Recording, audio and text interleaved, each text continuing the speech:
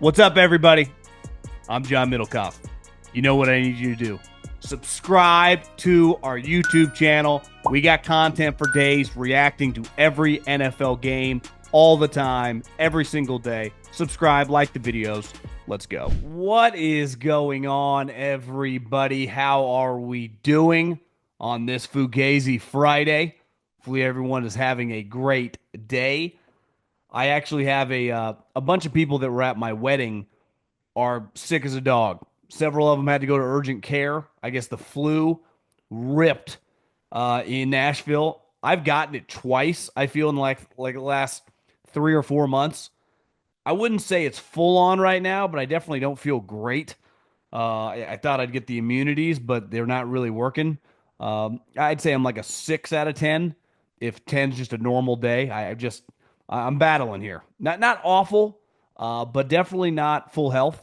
But there's a lot to talk about because free agency hasn't come to an end, but all the big signings, beside a couple of the quarterbacks, ironically, the two most famous guys, who knows when they're going to sign in Russell and Aaron Rodgers, but the main moves have already happened. So I do want to take kind of a big picture look back on just what happened. I watched a little of Sam Darnold's press conference today with Mike McDonald and Clint Kubiak up there at the dais in Seattle, Washington. And I think that kind of ties into a couple other things quarterback wise. Kyle Shanahan finally landed Mac Jones. He once upon a time traded several first rounders, and it looked like he was going to pull the trigger. I don't know if he got cold feet, and he took Trey Lance, who still doesn't have a job, and signed Mac Jones yesterday as his backup quarterback. And then we'll hit on a couple Fugazi / just rants I have. Might be kind of a quiet weekend football-wise after all the action that we've had over the last 5 or 6 days. So exciting times, and that's kind of where I want to start. And I guess I'm just going to ask a question. Is free agency overrated in the NFL? Obviously, it's not in baseball and it's not in basketball. But is it overrated in football? And don't get me wrong. I, like you, get excited. It is fun to watch these transactions. It has been something I've looked forward to as a sports fan my entire life.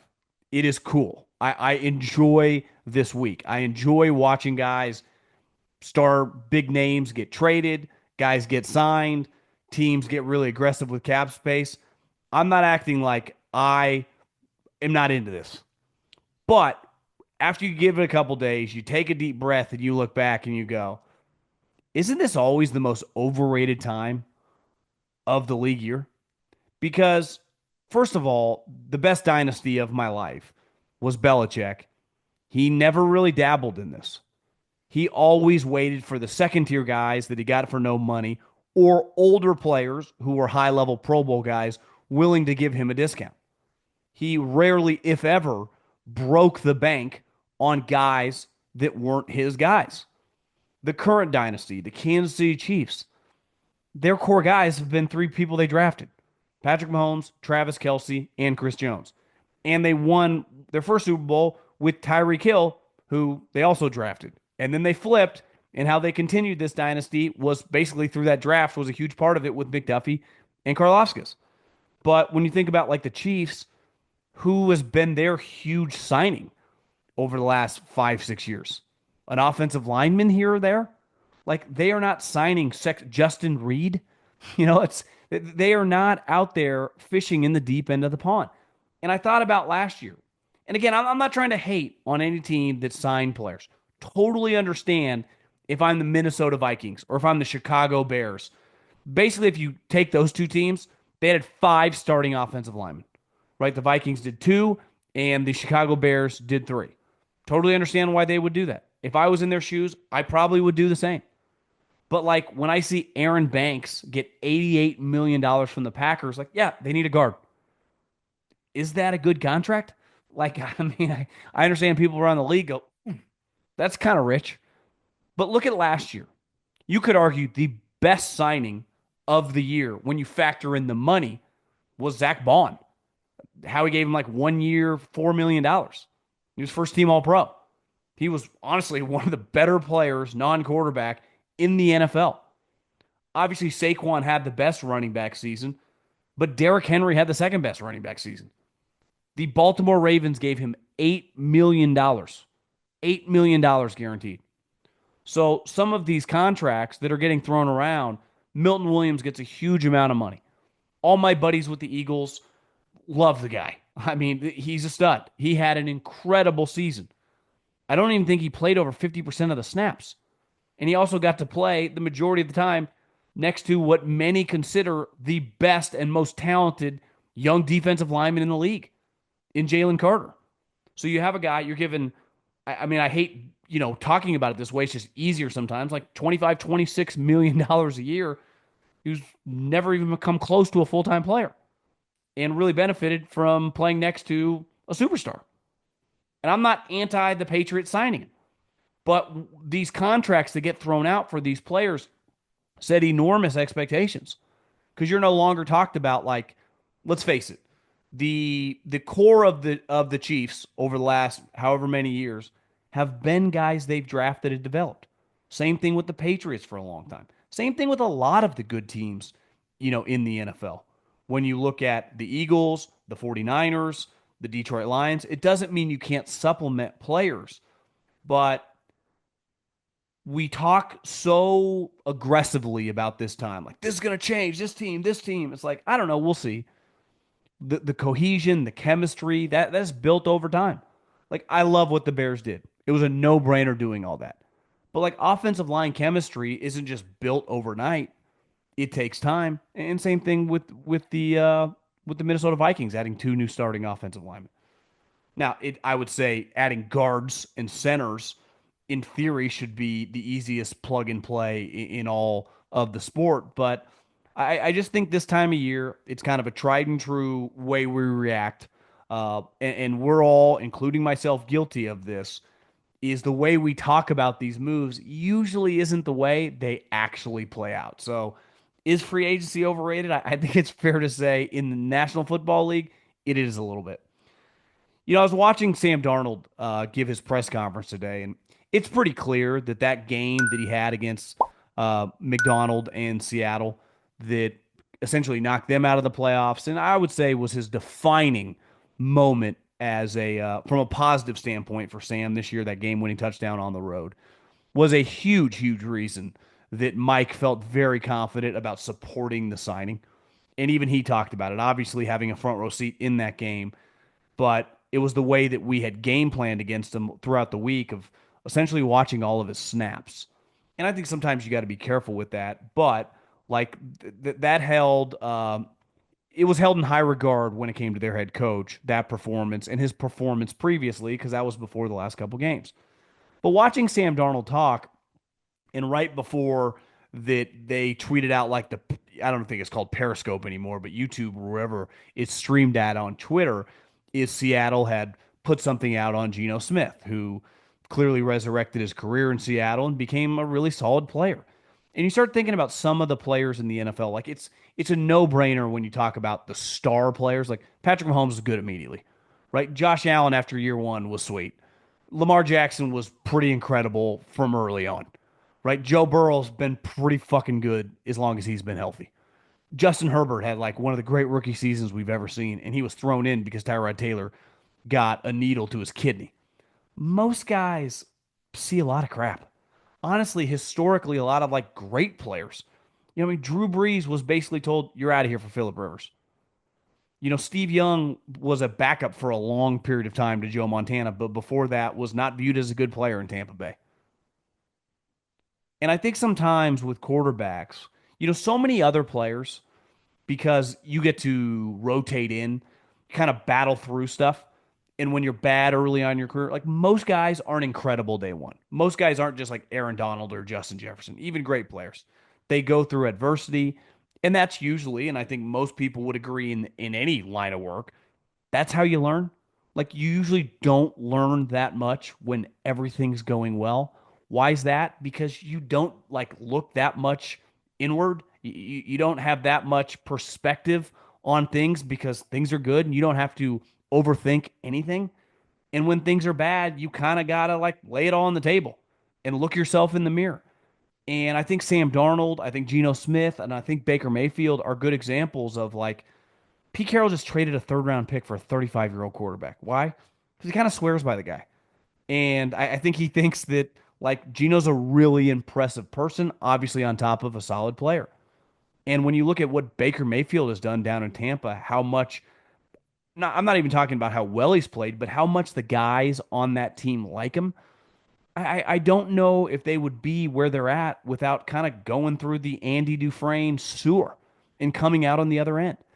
And listen, I'm done psychoanalyzing what Aaron Rodgers, or why it's taken him so long, when he's going to make a decision. At this point in time, I'm assuming he's going to continue to play. Like that is my assumption. He's either going to play on the Giants or more than likely the Pittsburgh Steelers. And I think a lot of people think that he's waiting to announce it at McAfee's deal, which I was like, oh, that makes some sense. McAfee's doing this live show in Pittsburgh. But then I Google it, the McAfee show's not till like April 9th.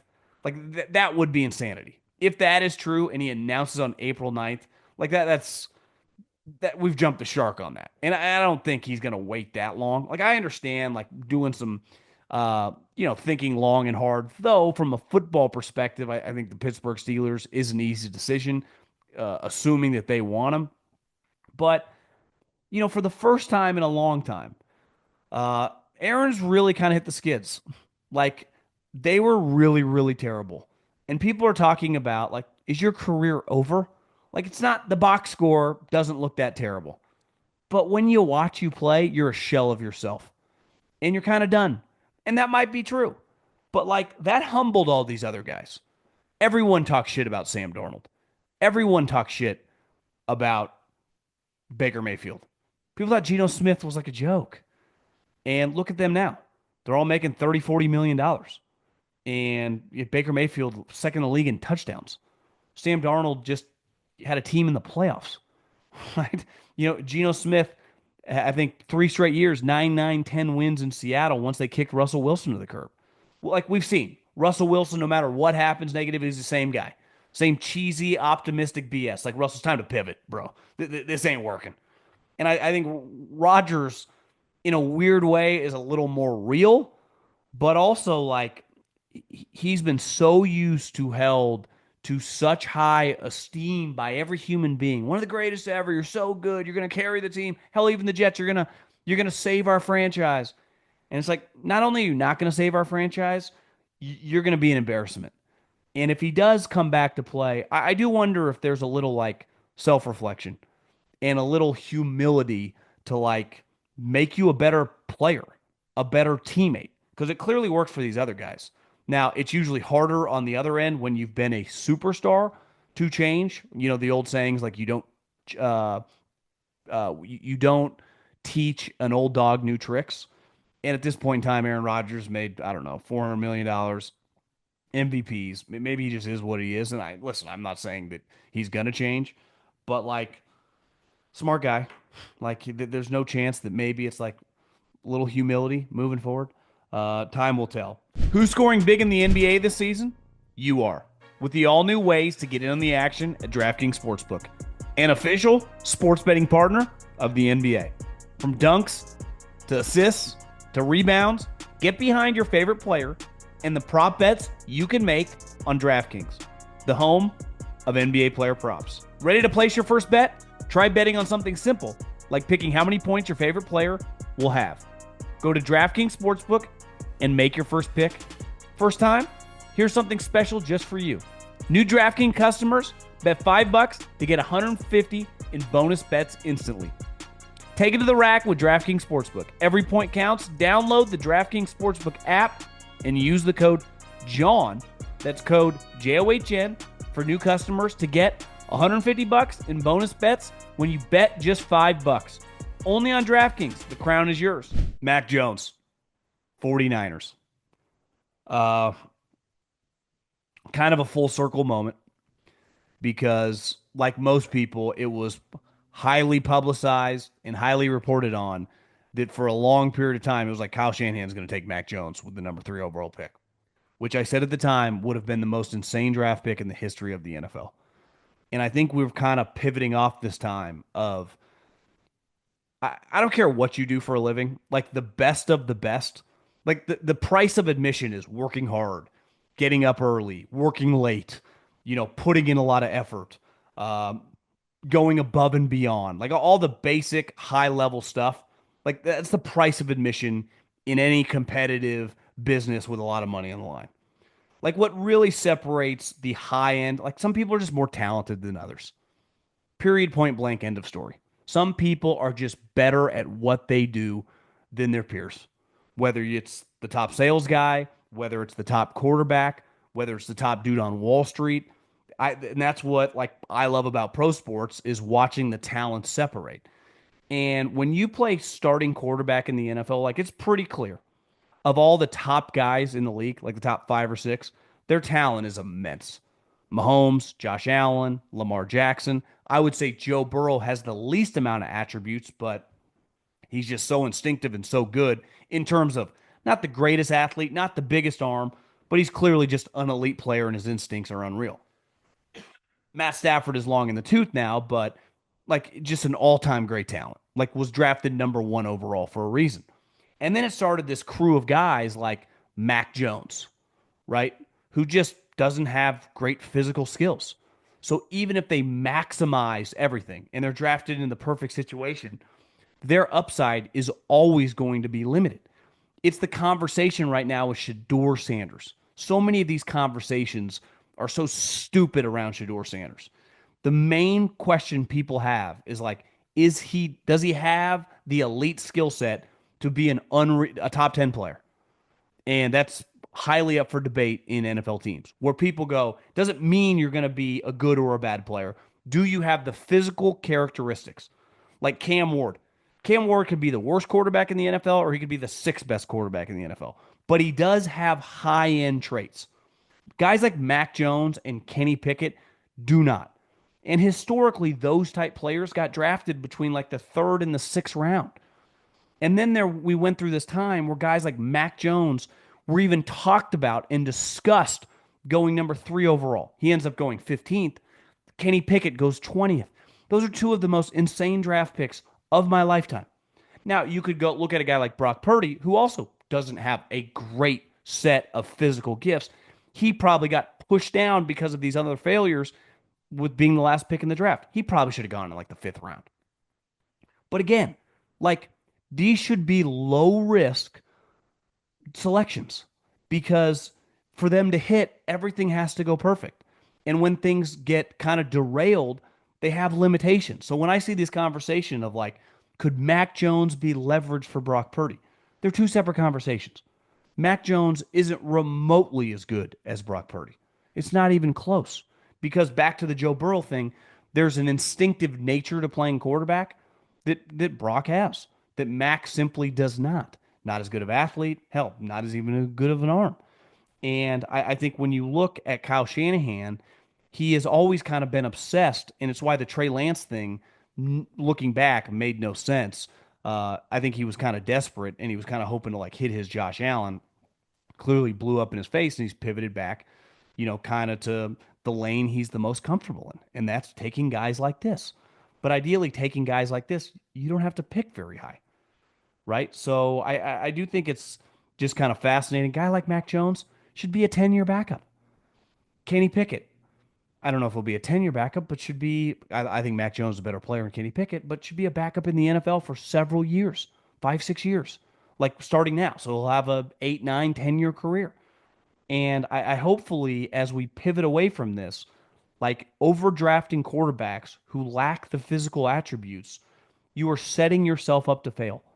And you will find yourself in situations that you'll be like, how did this happen? And it's called overdrafting the player. Okay, Fugazi Friday. I got a couple things. One, I don't know how many of you guys, depending on where you live, we all have different airline hubs. For us on the West Coast, Southwest is a really big deal. Some of you it could be Delta, some of you could be United, some of it could be American Airlines. For a large portion of my life, I've flown Southwest because when I've lived on the West Coast, you kind of stick to going to Southern California, going to Vegas, coming to Arizona, maybe Pacific Northwest, like Seattle, and Southwest had the cheapest flights. They also had the ability to get two free bags. So it was like a bargain airline, which was just highly efficient. Like most people I knew that flew Southwest, like never complained. It was easy, it was cheap. Those days are long gone. And I said this, I think, when I was looking at flights, maybe what was that, to the Super Bowl, or might have been home during Christmas. I remember looking at like American Airlines first class flight wasn't that much more than just flying Southwest home. So the prices are no longer even competitive in terms of like it's not even that cheap. Now they have officially announced there's no longer random seating. So they're just going to be like every other airline. You buy a specific seat and there are no free bags. So their greatest advantage is now gone. Southwest is going to be this airline that used to be like could hang his hat on like best deal at the airport. To now it's like it's might be the worst deal at the airport. So I'm fascinated to watch what happens there. I also, and I talked about this last week drinking on the plane. I do think like and again, I don't fly. I've flown more times on American Airlines in the last 6 months than I probably have in my life.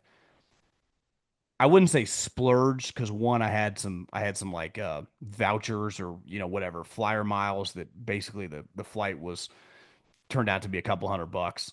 But like I think they're first class, and I've flown first class like less than 5 times in my life. Pretty overrated experience. And I was talking to someone. Obviously, there are certain airlines, Delta, United, depending on the flight, are way better experience. But domestic first class can be a little overrated because it's like, what am I really getting?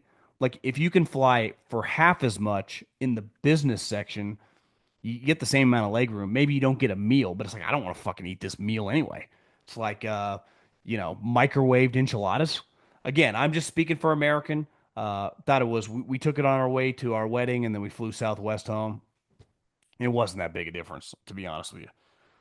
The other thing was, there's just a couple quick rants. It is funny how some people, and it's hard for me to put myself in their shoes, are just really terrified of public speaking. And obviously, there's a different level of public speaking, getting up and speaking at a wedding than like getting up and speaking in front of 10,000 people. I'm not acting like that would be easy, but I remember speaking at just different weddings, but specifically my brother's, and not even really thinking twice about it. You just got up, told some jokes, and said some things that probably made some people uncomfortable, but also lightened up the room. And I didn't even think twice about it. And then at my wedding, my brother was going to give a speech, and I was expecting him to just talk a little shit, say a couple zingers, and just get a couple laughs. Turns out, I'm watching him at like the cocktail hour after we get done taking pictures. He's like pacing. I'm like, is Jeff okay? And it's like, yeah, he's really nervous. I'm like, nervous for what? They're like, the speech. I'm like, the speech. Just say a couple lines of me doing dumb stuff and say you love me and move on. I mean, it's not. And then we eat dinner, and I have to go to the bathroom. So I leave to go to the bathroom, and speeches are probably in like 10 minutes.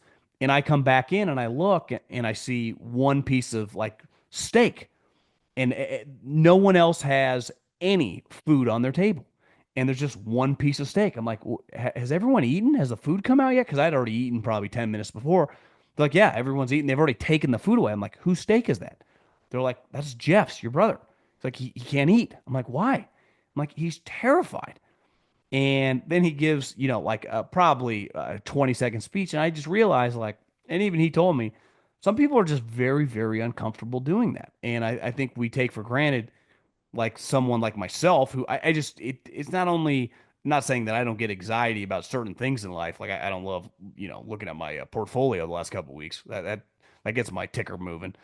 But I just thought that it's not even a thing. And I actually thought he'd be good.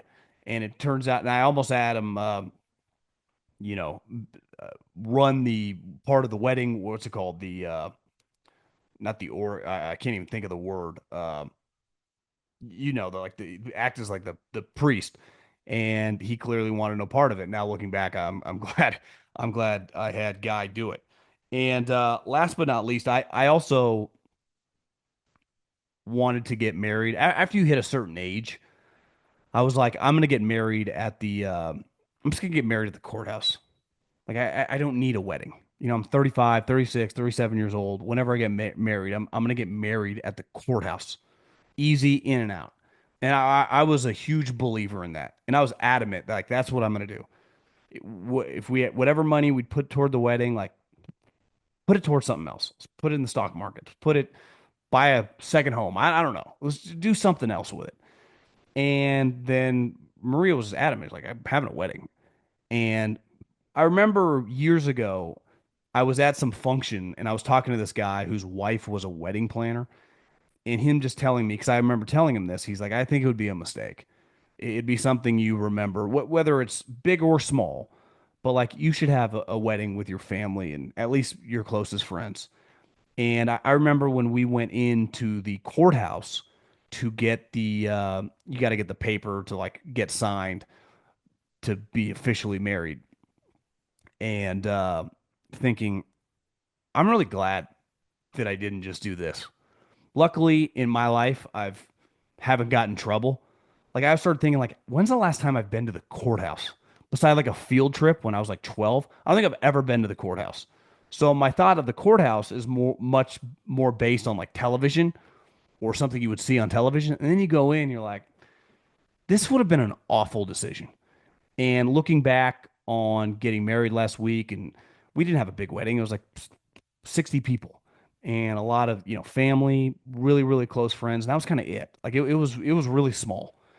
And I'm really glad that we did that. And I wouldn't say talked in because I was into it pretty early. Like I was cool with it.